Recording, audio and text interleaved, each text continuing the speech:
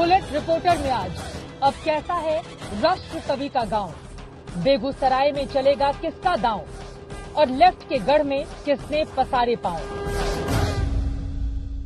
हुंकारों से महलों की नींव उखड़ जाती, सांसों के बल पे ताज हवा में उड़ता है। जनता की रोके राह समय में ताब कहां, वो जिधर चाहती काल उधर ही मुड़ता है। नमस्कार, रामधारी सिंह दिनकर के गांव सिमरिया से आप सभी का स्वागत है। आपके साथ मैं हूं चित्रा त्रिपाठी। राष्ट्रकवि ने इस पूरे प्रदेश को एक अलग ही राह दिखाई। राष्ट्रवादी कवि के रूप में उन्होंने अलग ही पहचान बनाई और जनता को लगातार उनकी आवाज को मजबूत करने के संदेश देते रहे। एक बार फिर से उसी जनता की बारी है। विधानसभा चुनाव के लिए जनता पूरी तरह से तैयार है वोट डालने के लिए, लेकिन इस बार वो कौन सा प्रत्याशी है जिसको लेकर जनता के दिल में जगह है, वो कौन कौन से मुद्दे हैं जिनको लेकर वो जाएगी चुनाव में वोट डालने के लिए। आज जिला बेगूसराय से इसी बात की करने वाले हैं पड़ताल। परदेसी आई दुआरे हो गोरी के तुम्हारे, परदेसी आई दुआरे हो गोरी के तुम्हारे। ये भूमि साहित्य के उसी दिनकर की यादों से आज भी दमकती है, जो सत्ता के करीब रहकर भी सदा जनमानस में रचा बसा रहा, जो जनकवि भी कहलाया तो राष्ट्र कवि भी। किसानों और मजदूरों की बदहाली को कागज पर जीवंत करने वाले रामधारी सिंह दिनकर के गांव सिमरिया में आज लोगों को सत्ता से कई सारी शिकायतें हैं। इस बार सिमरिया के गांव के लोग अपने राजनेताओं को लेकर और मुद्दे को लेकर क्या सोचते हैं, बात करते हैं। दादा, विकास हुआ है आपके वहाँ? विकास तो हुआ है हमारा सिमरिया गांव में। दिनकर विद्यालय, पंचायत भवन हमारा घर हुआ, आदर्श ग्राम सिमरिया। जो भी खड़े हो रहे हैं हमारे समाज से भी, हम मोदी जी से निवेदन करते हैं कि हम आज सिमरिया वासी मल्लिक, हम लोग को रहने के लिए जगह नहीं है। यदि अगर आप लोग कहते हैं कि नए दिन आएंगे, नए दिन कब आएंगे? अब विकास हुआ है आपके इलाके में? काम हुआ है? कुछ नहीं हुआ है, कोई काम नहीं हुआ है। क्या चाहती हैं आप लोग, क्या होना चाहिए यहाँ पे? क्या होना चाहते हैं? रोजगारे नहीं चाहते हैं। नहीं छे, जमीन जता नहीं छे, कहाँ में रहबे, केना कमेबे, केना खेबे, केना रहबे। कौन सा नेता अच्छा लगता है आपको, ये बताइए। नेता तो वही नीति सभी हैं, जो कर रहे हैं वही अच्छा है। यह गांव आदर्श गांव के रूप में आज तक यह परिकल्पित नहीं किया जा चुका है।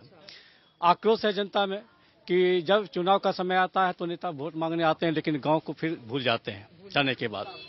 इस बार जनता ने भी मन बना लिया है कि जो काम करेगी उसी को वोट दी जाएगी। काम हुआ है, नहीं हुआ है? काम हुआ है तो काम क्या हुआ है? आप वहाँ से 4 गेहूँ दिए, यहाँ जनता को मिलबे नहीं किया। कार्ड किसी को है ये न है, तो मिलेगा क्या?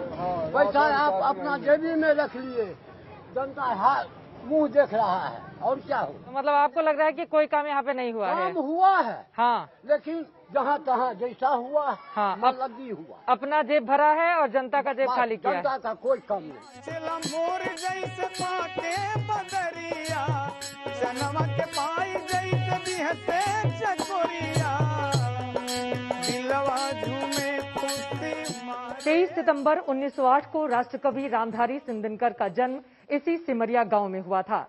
स्वतंत्रता के पहले वो विद्रोही कवि के रूप में अपनी पहचान बना चुके थे और स्वतंत्रता के बाद अपनी कविताओं के जरिए इस देश में जो उन्होंने अलग जगाई थी, उसके बाद उन्हें राष्ट्र कवि का दर्जा दिया गया। मर्म स्पर्शी लेखनी के धनी दिनकर स्वभाव के ऐसे विद्रोही और निर्भीक थे कि 1952 में जब सांसद बने तो भरी राज्यसभा में हिंदी के अपमान के मुद्दे पर देश के पहले प्रधानमंत्री पंडित जवाहरलाल नेहरू को खरी खरी सुनाने से नहीं चूके। जब तक जिए व्यक्तित्व के ऐसे विरोधाभासों को सरलता से साधते रहे। दिनकर के सिमरिया से निकलकर हमने अपनी बुलेट के पहिए घुमाए बेगूसराय की ओर। यहाँ आपको बताते चले कि बिहार विधानसभा में कम्युनिस्ट पार्टी का उदय बेगूसराय जिले से ही हुआ था। बेगूसराय को वामपंथियों का गढ़ बनाने में शोषित और पीड़ितों की आवाज बने कॉमरेड चंद्रशेखर सिंह की अहम भूमिका थी। साल 1956 में बेगूसराय विधानसभा सीट से उपचुनाव में चंद्रशेखर सिंह ने जीत हासिल की थी। चंद्रशेखर की अपने आंदोलनों से 1960 और 70 के दशक में राष्ट्रीय स्तर पर पहचान बनी और उन्हें लाल सितारा कहकर बुलाया जाने लगा। चंद्रशेखर के चलते बिहार विधानसभा में सीपीआई की मौजूदगी बढ़ती चली गई। 1972 के विधानसभा चुनाव में सीपीआई ने सिर्फ 55 सीटों पर लड़कर 35 सीटों पर जीत हासिल की थी, लेकिन 80 के दशक से वाम दलों का जनाधार खिसकने लगा और धीरे धीरे स्थिति ये हुई कि 2015 के चुनाव में सीपीआई की विधानसभा में उपस्थिति शून्य हो गई। बेगूसराय सीट पर परंपरागत रूप में अधिकतर चुनावों में कांग्रेस और कम्युनिस्टों के बीच ही मुकाबला रहा। बीजेपी ने इस बार यहां एक नया उम्मीदवार उतारकर चुनौती पेश की है।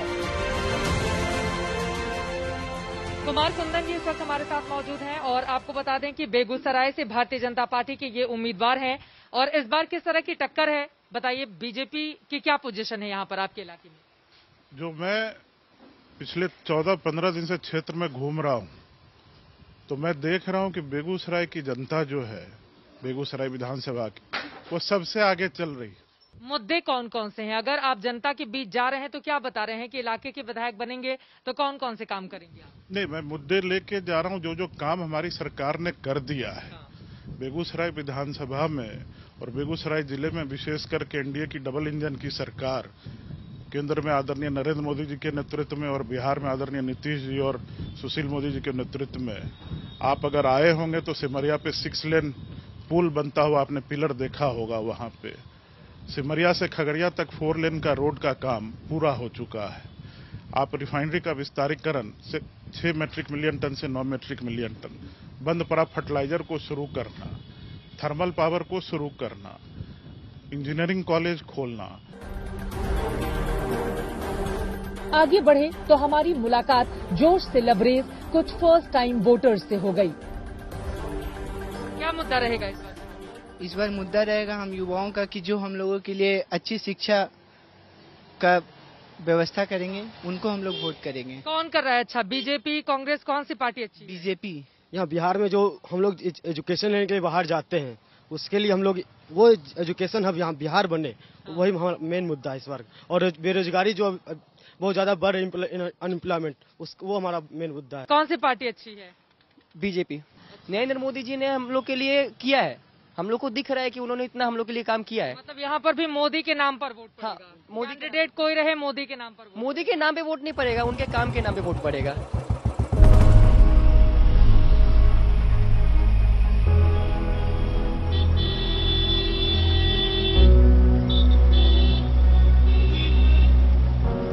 बेगूसराय में 2009 के उपचुनाव को लेकर अब तक 16 बार यहां पर विधानसभा के चुनाव हो चुके हैं, जिनमें से 7 बार कांग्रेस पार्टी ने, 5 बार भारतीय जनता पार्टी ने और बाकी टाइम अलग अलग दलों ने यहां पर जीत हासिल की।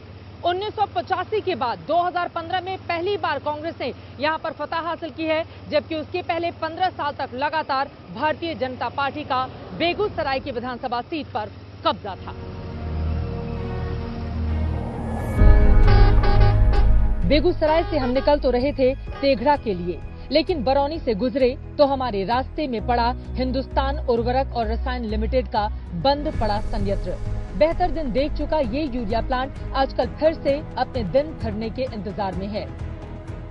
बेगूसराय से तकरीबन 15 किलोमीटर हम आ चुके हैं बरौनी में। उत्तर बिहार का पहला आधुनिक कारखाना यहीं पर शुरू किया गया था, जिसके बाद मजदूरों की उम्मीदों को, उनके सपनों को पंख मिल गए थे। लेकिन आपको बता दें, बीच में 1999 में ये कारखाना बंद ही हुआ। लेकिन मोदी सरकार के आने के बाद प्रधानमंत्री नरेंद्र मोदी की ओर से फिर से ऐलान किया गया कि दरअसल इसका पुनर्निर्माण कराया जाएगा। अंदर काम जोरों पर है और माना यही जा रहा है कि 2850 मीट्रिक टन नीम कोटेड यूरिया का उत्पादन अब इसी के साथ अगले साल यानी कि जून 2021 से शुरू हो जाएगा, जिसके बाद इस बरौनी को मिलेगी एक अलग पहचान।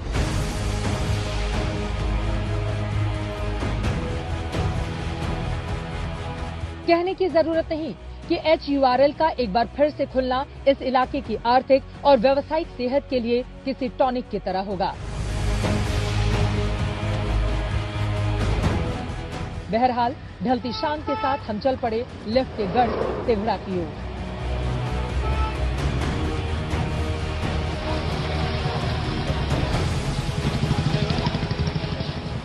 बेगूसराय के तेघड़ा विधानसभा में इस वक्त हम आ चुके हैं और हमारे साथ दो लोग मौजूद हैं, उनसे बातचीत करते हैं यहाँ के चुनावी मिजाज को लेकर। क्या मुद्दा इस बार के चुनाव में ज्यादा हावी लग रहा है?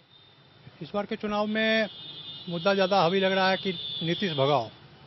नीतीश भगाओ, हाँ, मतलब कि यहाँ का जो मुद्दा है, क्योंकि यहाँ पर जो है सबका जो है नीतीश को भगाने का ही मुद्दा चल रहा है। ऐसे समर्थक हम किसी दल के नहीं हैं, हम लोग विकास पे वोट करेंगे।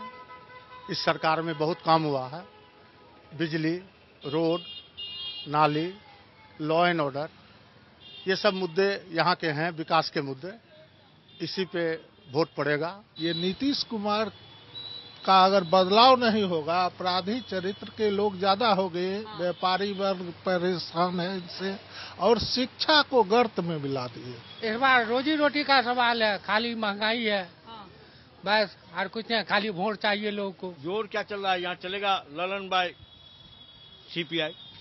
मुद्दा है कि कुछ काम होता नहीं है, जहाँ जाइए तहाँ घूस लेता है, दारू बंद नहीं हुआ।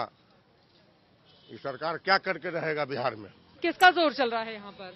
यहाँ पे देखिए अभी जोर किसी का नहीं है। यहाँ पे हम लोग बेरोजगार हैं, ठीक है।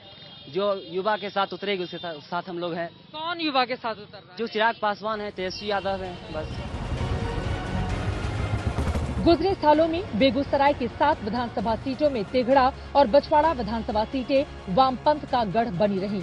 तेघड़ा विधानसभा सीट को एक जमाने में छोटा मॉस्को के नाम से जाना जाता था। यहाँ 1962 से लेकर 2010 तक वामपंथियों का ही कब्जा रहा। 2010 में इस सीट को भारतीय जनता पार्टी के ललन सिंह ने जीता था, लेकिन 2015 के चुनावों में महागठबंधन से ये सीट बीजेपी के हाथ से निकल गई थी। लेकिन अब ये सीट जेडीयू के खाते में चली गई है। तो वहीं दूसरी तरफ ललन सिंह ने अब हाथ थाम लिया है एलजेपी का और उन्हीं के टिकट पर वो चुनावी मैदान में है। ललन सिंह के चुनावी मुकाबले में आ जाने के बाद अब यहां पर त्रिकोणीय मुकाबला देखा जा रहा है।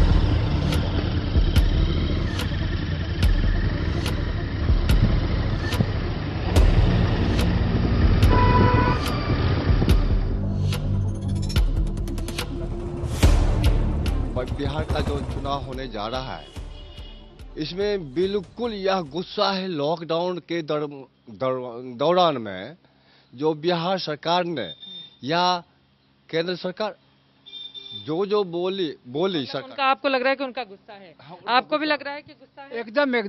ये बताइए कि यहाँ से मतलब आप लोगों का एक समय वर्चस्व हुआ करता था पूरे बेगूसराय इलाके में, ये कम होता कमजोर होता हुआ लेफ्ट पार्टियां क्यों चली गई यहाँ पर? यहाँ इसलिए चली गई कि इसका तो अंतर्राष्ट्रीय पार्टी ने है, अंतर्राष्ट्रीय असर पड़ा, सोवियत टूट गया, इसलिए इसका असर तो पड़ा। इसका बेगूसराय में कमजोर होने का कुछ वजह हो गया कॉमरेड, कुछ आपसी मतभेद का कारण, नहीं तो अब फिर हम लोग इकट्ठा हो गए और लगातार लड़ाई लड़ रहे हैं और इकट्ठा हम हैं और रहेंगे। गठबंधन जिंदाबाद। महागठबंधन की ओर से उम्मीदवार हैं रामरतन सिंह जी। जीत के उनके कितने दावे हैं, किन मुद्दों के साथ वो लोगों से मुलाकात कर रहे हैं? एक गांव में इस वक्त हमारी मौजूदगी है, चारों तरफ आपको लोग दिखाई दे रहे होंगे, उनसे हम बातचीत करते हैं। सर, कितना मुश्किल है मुकाबला इस बार का? बहुत आसान मुकाबला है। आम आवाम से मिलने के बाद लगता है कि जनता में हमारे जो प्रतिद्वंदी हैं, चाहे वो एनडीए समर्थित हों, वीरेंद्र कुमार जी, अथवा लोजपा से उम्मीदवार हैं ललन जी, ये दोनों का कहीं अता पता नहीं है। एक बात ये आपसे जानना चाह रही थी, जिस विधानसभा सीट से आप उम्मीदवार हैं, ये लेफ्ट का गढ़ हुआ करता था, सालों तक यहाँ पर कब्जा था, फिर ऐसा क्या हुआ 2010 के बाद फिर गायब ही हो गई आपकी पार्टियां? वो मोदी जी और बीजेपी की जो हवा चली ना देश के अंदर, और झूठ का जो फब्बारा छूटा, तो उस झूठ में बहुत सारे लोग, खास करके नौजवान लोग, उसमें थोड़ा वो मैंने डाइवर्ट हो गए। दिनकर ने कुरुक्षेत्र में कहा है कि युद्ध कोई नहीं चाहता, लेकिन जब युद्ध के सिवाय और कोई चारा नहीं हो तो लड़ना ही आखिरी विकल्प है। नाम ही काफी है बेगूसराय। कभी इस जिले को लेनिनग्राद कहा जाता था।